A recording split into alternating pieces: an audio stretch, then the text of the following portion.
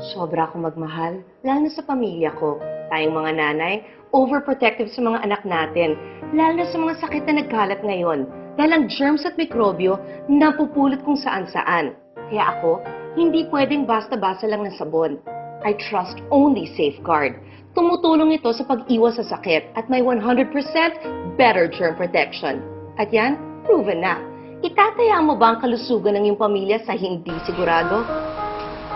Hoy bro ka, anak ko yan! Ouch! Mama, Yun na! yes time! You're my number one! You're my number two! Yeah.